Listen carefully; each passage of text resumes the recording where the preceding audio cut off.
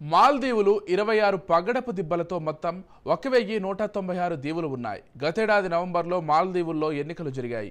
ఎన్నికల్లో భారత అనుకూల అధ్యక్షుడిగా గుర్తింపు ఉన్న ఇబ్రహీం మహమ్మద్ సోలి ఓడిపోయారు. భారత వ్యతిరేకి అయిన మహమ్మద్ మయూజు అధ్యక్షుడిగా ఎన్నికయ్యారు. దీంతో భారత్ మాల్దీవుల మధ్య అప్పటి వరకు ఉన్న సంబంధాలు దెబ్బతిన్నాయి.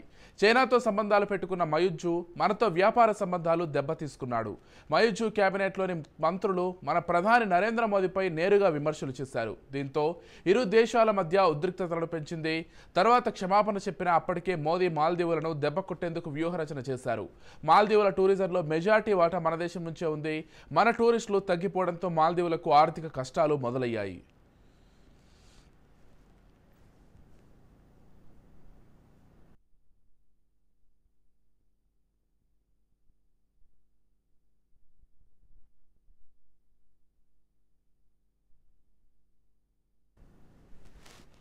మరోవైపు అండగా ఉంటామన్న చైనా హ్యాండ్ ఇచ్చింది. చైనా టూరిస్టులతో వచ్చే ఆదాయం కూడా పెద్దగా లేదు. దీంతో భారత వ్యతిరేకిగా ఉన్న మయూజు మళ్ళీ భారత్తో సత్సంబంధాలు కోరుకుంటున్నారు. ఈ క్రమంలోనే భారత్ను వాళ్ళ దేశానికి ఆహ్వానించి చర్చలు జరిపారు. వాణిజ్య సంబంధాల పునరుద్ధరణకు చర్యలు తీసుకుంటామన్నారు. తప్పుదిద్దుకునే ప్రయత్నం చేస్తున్నారు. 3 రోజుల క్రితం 3 రోజుల పర్యటన కోసం భారత విదేశాంగ మంత్రి జైశంకర్ మాల్దీవులకు వెళ్లారు. ఆ దేశ అధ్యక్షుడు మహమ్మద్ మయూజుతో భేటీ అయ్యారు. ఇరు దేశాల ద్వైపాక్షిక అంశాలపైన చర్చించారు.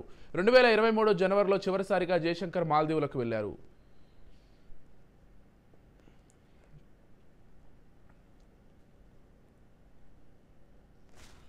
భారత్ మాల్దీవుల మధ్య సత్సంబంధాలను బలోపేతం కోసం ఇరు దేశాలు కట్టుబడి ఉన్నాయని తెలిపారు.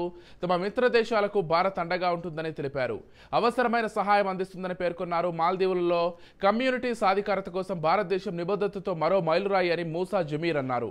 డాక్టర్ ఎస్ జైశంకర్తో కలిసి భారతీయ గ్రాంట్ సహాయం కింద సంయుక్తంగా పూర్తి చేసిన 6 అభివృద్ధి ప్రాజెక్టులను ప్రారంభించడం గర్వంగా ఉందని పేర్కొన్నారు.